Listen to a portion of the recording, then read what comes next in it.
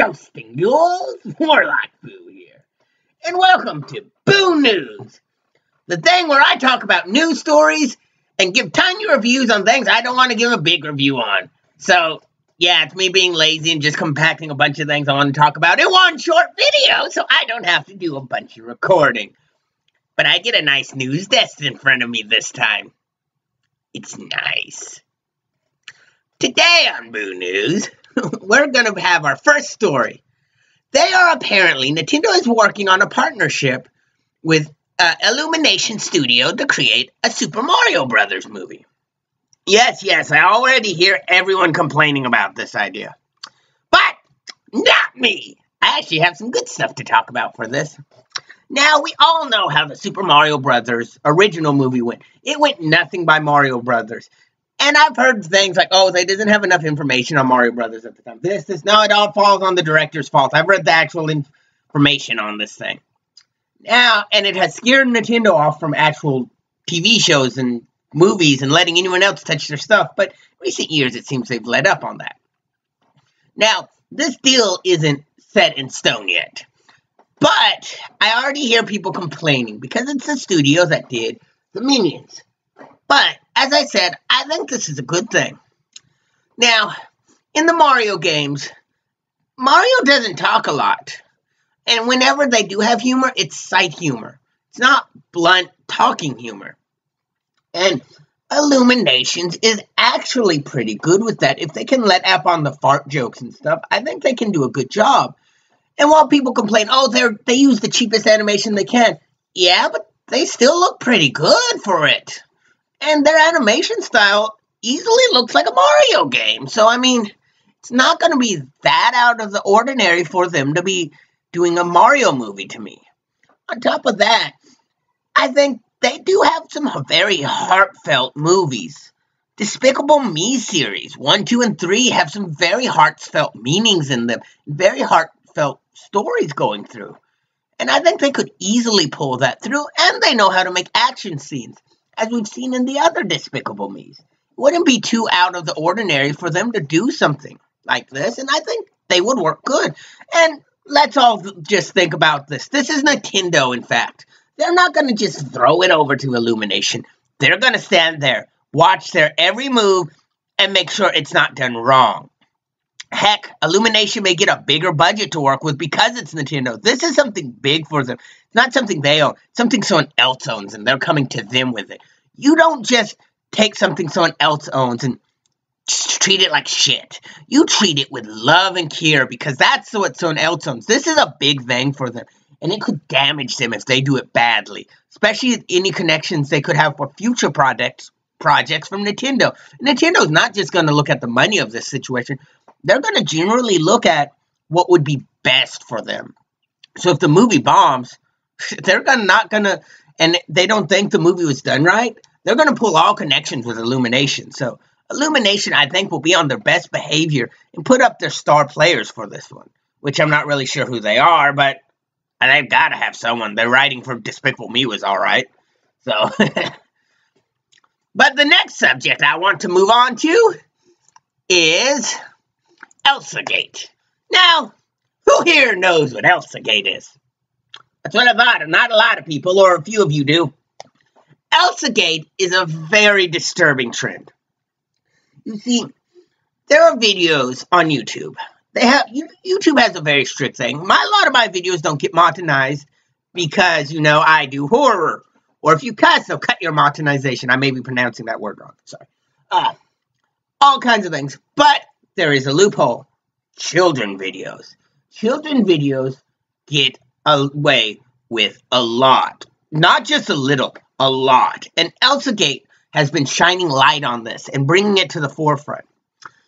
Now, these videos, usually animated, but they also have some live action ones, and usually involve Elsa from Frozen, Spider-Man, very other pop culture figures, Joker, stuff like that, doing weird things like they'll be Elsa and Spider-Man are married and have kids. Okay, that's not a big deal. That's to me, that's okay. But then they start getting weird. Elsa drinking beer, stripping, or getting arm sliced off. Weird, disturbing images like that children really shouldn't be seeing. Them slapping their kids around, not like just spanking. This is slap. I mean, falls under a very disturbing category. And they get passed by YouTube. YouTube doesn't notice them. In fact, they get put on YouTube's children's app. Yeah, there's a YouTube Kids app. I know some of you don't know that, but there is. And these get shown on them, actually quite prevalently, which is quite disturbing in a long run. And it should be something YouTube is cracking down on. They finally had said they're going to crack down on this. They have already deleted a bunch of channels. They've deleted a bunch of people, just dropped them because they're putting out this content. It's sad that it took so long for it to get noticed. But, yeah, and I always hear, oh, it's the parents' fault. They should be watching them closely. It should be watching them closely. Okay, I have kids. 2 kids, in fact. And my youngest, 4, likes to get on the YouTube Kids app. I'm not able to watch her every second of what she's seeing. No, if I notice she's on something she shouldn't be, I'll take it, turn it off. But, I mean, if I'm doing something, or my wife's doing something, or we're both doing something, or I'm at work and she's doing something, and my daughter's on it just so my wife can finish cleaning or something real quick, or I can finish doing dishes, and just we're on a long trip, you know, it's not like I can look back and constantly see what she's watching. And that's the thing. The parents don't always realize that's what it is. Or when they look over, they'll just see baby Spider-Man and baby Elsa play. They don't see the bad thing yet because it hasn't happened, or they just hadn't looked at the right time. So it's good that YouTube is really cracking down on this. Although I really do. There's a Mario video that has snuck by so far, and it's on the YouTube Kid app, which it sounds normal, sounds okay to y'all. But I'll tell you my experience with this. It shows the Mario characters racing to get to the top of the goal. All right. You got Mario, you got Yoshi, you got Luigi, not Link, sorry. You got Peach, and you got Wario. They're just racing. They're bumping on each other to get up. And as they go, they start murdering each other. Bloodstains everywhere, blowing up, falling to their death, hearing them scream. And at first, if I were to see that, I was like, oh, yeah, it'd be kid-friendly. But I happened to start watching it with my kid, just see what they were watching. And I started seeing this. I was like, no, give me that tablet now. That's the problem with these. They don't always start out looking bad, but they do. Best thing I can say until YouTube gets this fully under control, though, because it's going to take them a while. This is a big thing they're undertaking. Look at what your kids are watching. Try to. You can make a custom playlist and just keep your parent settings on. I mean, of course you can't constantly see what they're watching, but give it a good try. Give it the good try. Yeah, that's the best thing I can tell you. But I got to give YouTube an applause for this. But it does worry me that it will mean people like me start to get more hit, because I do spooky stuff. And if my story involves a child in it, under the description I write kid, that's just a tag, scary kid. That's how it works for me. If I talk about it in my video, it goes. So I'm hoping. But in the long run, I don't think anything bad. Last on the news, I want to talk about the fucking freaky Target ads. Yes, every year they have these. This year it's worse. They have the toys walking around in human world talking and stuff. But they look creepy. Got Pinkie Pie from Ponies, and she looks so creepy, big-eyed and animated, and it's creepy, and Peppa Pig, and it's creepy. I just want to let everyone know this is creepy. This is uncanny territory. They trying to be on TV. Gave me nightmares. It makes me think of my kids' dolls coming to life. And I don't like dolls. They give me the spooks. But anyway, now on to the thing you want to know. 2 mini reviews. These are mini reviews because one is a game that's been out a while and the Switch version came out. And I'm just going to give you a quick rundown on how it works on the Switch. I got it on Black Friday, so I got stepped on to get this. And the other one is a cell phone game that just came out, which I could go into more detail on, but for now, I'm just keeping it short. First, we'll go on to the Switch game. Dragon Ball Xenoverse 2 for the Switch is a port of the original game that came out on every other system. Now, it plays roughly the same, except you can use some motion controls, but then they work fairly okay, about how you'd expect. And nothing bad. I mean, better than the Wii's motion controls could work. The graphics are fairly actually good. It doesn't feel like they've dropped too much. Load time is actually a little better. I had it for the Xbox One, and my load time on my Switch is faster, and that's undocked. I play it mostly undocked. It doesn't give you anything extra that I've seen so far. I would have liked some extra costumes or something just for the Switch version, you know, like get a Metroid cannon or costume or something like that, some special moves. And the biggest disappointment is that you still got to get the season pass and download all DLC. But I got this game for $20, so I can't complain. Game controls are great. Only other problem I have is my daughter dropped my Switch. It didn't break, but it messed up the joystick button on my control, so my character can't descend when he's flying. I'm going to have to get a new controller when I get money, but those things are damn expensive, $50, and I don't have that money. Should have got one of those wired controllers on Black Friday. But yes, the game, all in all, I'd say if you want to play the game, Switch is a great way to go. Does eat battery life like crazy. I mean, I have played a bunch of different Switch games, but this drains my battery life worse than any others. I think it's because it's a third-party title and just runs more power or something, but it also heats my Switch up a little more too. That could just be me and not noticing it does it with the others, but the game is fun, and I make it a point to always get a Dragon Ball Z game on a Nintendo system. I've done that ever since Nintendo GameCube, where I had Dragon Ball Z Tenkaichi 1. Then when I got my Wii, I got Dragon Ball Z Tenkaichi Budokai 3 and 4. And yeah, I've just kept that tradition going as I've gotten a new Nintendo system. So I figured I got this Nintendo system, I'll get a Dragon Ball game for the nostalgic feel to me. So I always give them a great view, and I always like them. The game itself is fun. It's, the Dragon Ball Z Budokai Tenkaichi combined with World of Warcraft and a bit more RPG elements, and you will be right on track. If you want a more in-depth review, tell me. I will really actually go on more in-depth. This is just a nice little micro review on how it functions on the Switch compared to the other systems. And it's good. If you want it, I'd suggest getting it. Now, this last one's going to be a bit of a longer review, a bit more of a stretch review. This is for the new Nintendo game that came out.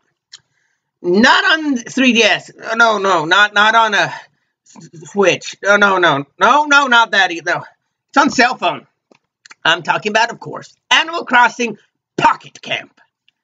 Yes, I'm actually going to review this damn thing. Okay, here it goes. Yes, I am not losing my dignity to reviewing this. I don't have much of that anyway, so here it goes. Just let me review the damn thing. All right. Animal Crossing Pocket Camp is a small cell phone game by Nintendo. It's free to play, so you can click it. I'll have some kind of link in the description. Don't worry. And you have the job of going to a camp, and you get to design it. You get to create it. Kind of like the design games, you know, older style Farmville and stuff. Except you have other areas you can explore. To gather resources such as apples or fruits from the orchard. You can catch bugs. You can fish. You can mine. You can go shopping. And then you have people that are just randomly there. Some weird little animal people. And you can do missions for them. Such as one who wants an apple. You can bring him an apple. His friendship meter will rise with you. When they hit so much, you can add certain furniture they want into your camp. Once you've done that, you can invite them to stay at your camp. And they'll be there for a good long time. Actually, quite a long time from what I've seen. I haven't had any leave yet. And you can keep doing quests. You can grow your camp, get more stuff, up-level.